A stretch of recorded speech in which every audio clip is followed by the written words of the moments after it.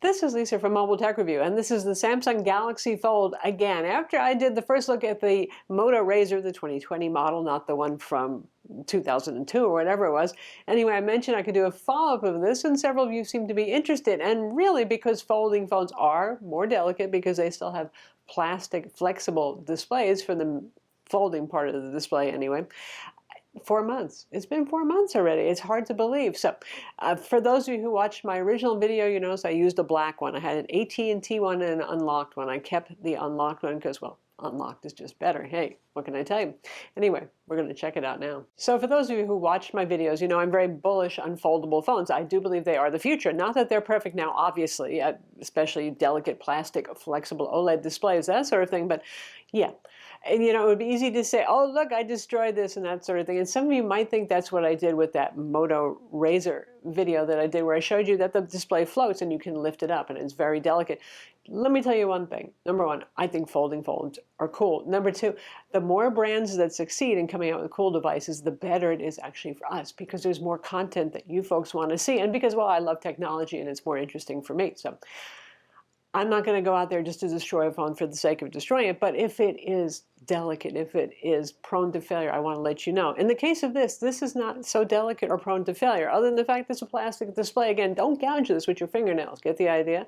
I've had this for 4 months now. 4 months, I can't see a scratch on this. I can see lots of lint. I was very embarrassed when I looked at it closely under our studio lights, and yes, so obviously it's been surviving lots of exposure to lint in my pocket and in my bag. I carry it around in my bag, which is really more of a modified small camera bag, not a purse. It has compartments for each device, but lint happens, dirt happens. The hinge on this works fine. It's quiet. It's silent. I have not dropped it from a great height, to be honest. I did use it naked because I like the way it feels, just fine naked, but I did get this Samsung overpriced leather case to protect the back camera when I slam it down on the table, and because in the winter it's cold, glass and metal. It's still a premium device, and that pleases me. You've got a Snapdragon 855, you've got 6 cameras, you've got a tablet display that for me has made my iPad mini kind of obsolete, and my Kindle much less busy these days. Those things still hold true.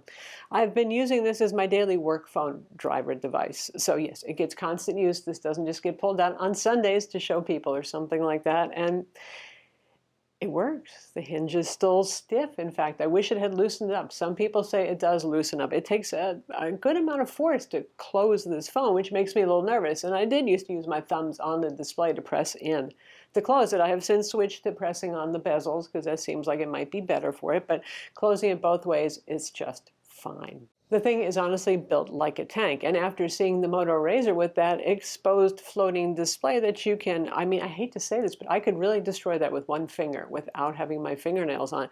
I appreciate this. It's hefty, it's glass, it's metal, it does survive some drops, and we have the bezel protecting the entire display on it. So yeah, it's delicate. Yes, it's still, there's nothing like it. I really do still enjoy using it. And yes, I look forward to the future of folding phones. Another thing, that external display, I know some of you feel 4.6 inches is too small, but I find it indispensable because, well, this phone is just nice and narrow and easy to hold, unlike most phones. But I have my full Android user interface here, so I don't have to open up the phone all the time. And it's not just because you're worrying like, oh my God, I unfolded it again. How much does that count to the 200,000 supposed folds and unfold? It's just not convenient for me to have to open up a phone to use it. So I have that here. You can do anything you want on the front screen and say you're like, well, it would be better, easier to see bigger. You just open it up and you've got continuity. Samsung did a pretty good job of the software in that respect. It's easy to use. I haven't had to fight with it or feel like this was kludged together. So they're on the right track. Would I like this outer display to be even bigger? Of course I would. When they can manage to do that and still make a durable device, which means not the Huawei Mate X, in which the entire folding display is on the outside, which does terrify me. Well, I'll take it when they figure it out. When we have flexible glass displays, wow, which Corning, who makes Gorilla Glass, says at the end of 2020, that will be nice too, because then it won't feel plasticky, right?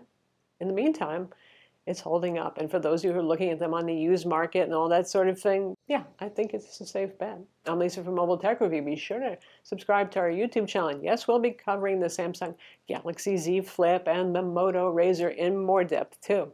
So hit the notification bell.